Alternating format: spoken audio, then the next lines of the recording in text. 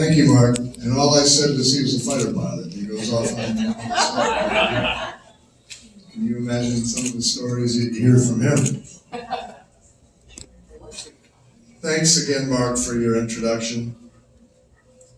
I would like to just tell you a story, and then I'll end up that story, just to give you a better insight of perhaps John Tornga, but a better insight of my relationship then to the city of Dunedin. When Debbie and I were in Europe, we lived in Bregenz, Austria. Beautiful city, same number of people as what we have here, located on one of the largest bodies of water in all of Europe, Bodensee, and the background is the Australian Alps. Beautiful place, wonderful place. Our favorite place to visit was just down the road in Italy. And the reason why we like to go down there, it took us about 5 hours, so we would go down there every once in a while for a long weekend. And it was Portofino. If anybody's been to Portofino, everybody loves Portofino. What we loved about Portofino was all of the boats were all together.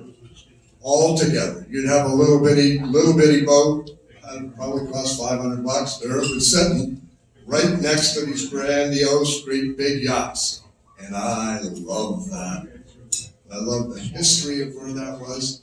So Debbie and I said, when we come back to the United States, number one, we're going to move to Florida. We want to be in Florida. And number two, we want to find our forever city.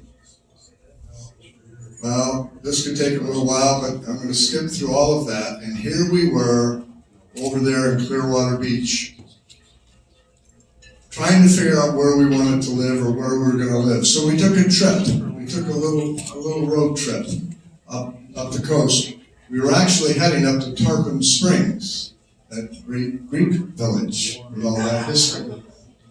And so it started right here, right in front of this marina. When I stopped, I hadn't seen Dunedin yet. And I stopped. Now this was 36 years ago, so the traffic allowed me to do that. I stopped. There was a guy walking by, and I said, "Excuse me, sir, what is that over there?" And I was pointing at the marina and at the boat club.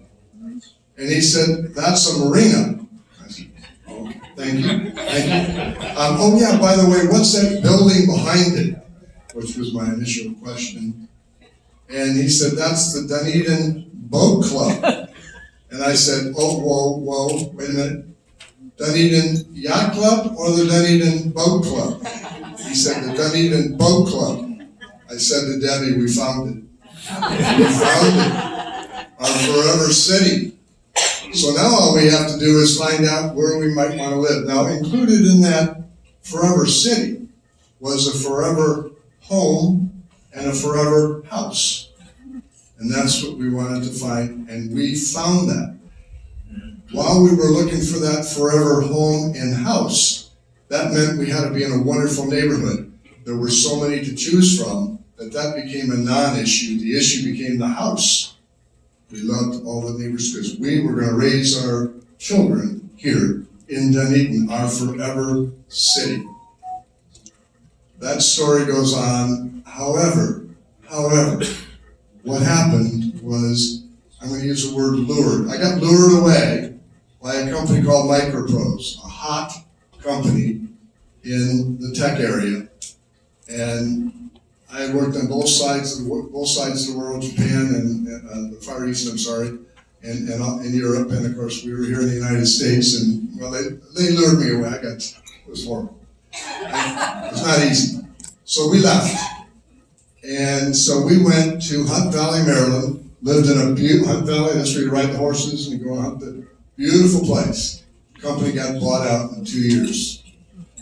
Debbie looked at me and she said, get your tickets, get down there and get us a place. So I knew where she meant, I knew what she meant, but I didn't clearly understand everything. So I went down twice, came down to Dunedin, said, I have to live in Dunedin. I don't need to talk to a realtor, I know Dunedin, so I have to live in Dunedin.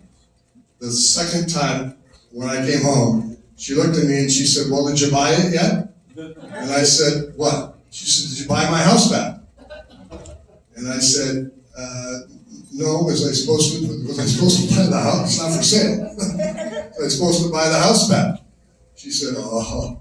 She said, I don't know how many more times you're going to go down there, but why don't you just do it one time and go down there and buy the house back? Because I want my house back. We came back.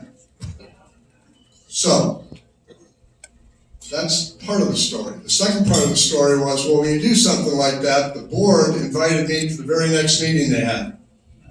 And I wasn't sure, I thought maybe they're going to give me an award. I don't know, what did I do? So I go into the board meeting for our community, and they announced that I was on the board.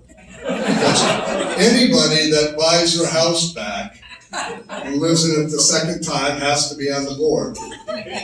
That's what started me in the Dunedin thing, because it just kept going and growing, and you're helping people out, you're helping kids out, you get involved, and so then before you knew it, I was on a committee, and then I was on a board, and on we go, and you heard Mark talk about that. I tell you that story because that relates a lot to what Mark was talking about. That's me. That's what I did here in Dunedin. That's how I feel about Dunedin. And many of you in this room feel exactly the same and have done exactly the same. And it's so much fun to look at you and see you as I look out. That's that story that just tells you, does John love Dunedin? Yeah. Does he go around to everybody loves Dunedin? No. But does he do something? Do you see a pattern here? Well, I must really like Dunedin, certainly, because I love supporting what Dunedin does. Not everything, but some things, and so when I do, I do. We have so many volunteers in here that you know the rest of that story and how that flows. So why am I running? Very simply, I am running to represent you. Now everybody says, well, that's easy to say. But that is the absolute truth, that I'm running to represent you. I want to represent every person in this city. That's my responsibility. That would be my job as a mayor. That's my job as a commissioner as well, but as a mayor. And we talk about leadership. Of course, if we have Mark up here and start talking about leadership, he has these whole things he does about leadership, but we know what leadership is. Leadership is, for example, and I carry this around with me, a vision of Dunedin. When we did the waterfront task force, we had to spend 2 whole sessions just so we could get down to what a vision was and how do you develop a vision for a city. Well, the vision is what you want to see it be at some point in time, and what your mission is what you're doing today. But that vision is really important. And I carry this vision around. This is one of my new visions. I have about 5 or 6 tucked away. And this vision simply says, and this is what I would expect to see, this is what I want to see, this is what I want to work to.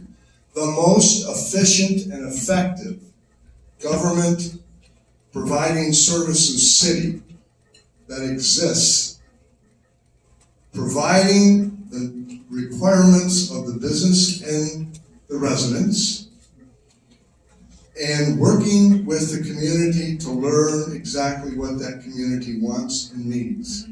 I am not interested in running a city or being involved in a city that does things by taking polls of what's happening. We have too many people here that can help us. We could do anything in this city with just the people here, but imagine with all the people that we know, what we could do in this city.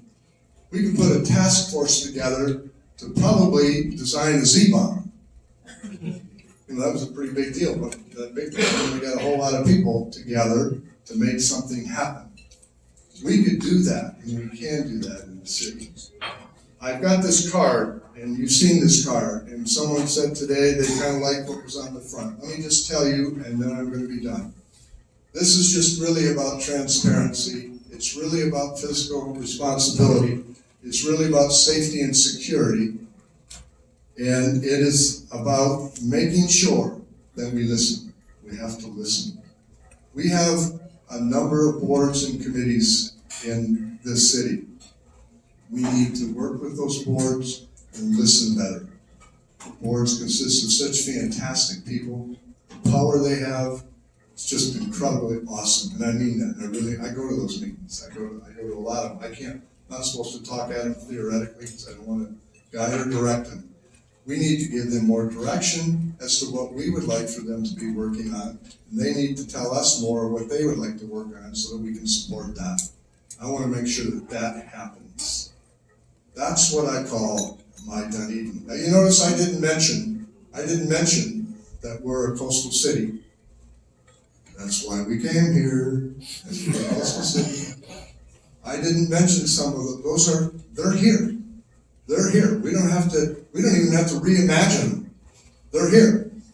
We just have to make sure that we keep our city the way we felt it was, the way we felt it could become, and work in between there, make sure that that happens.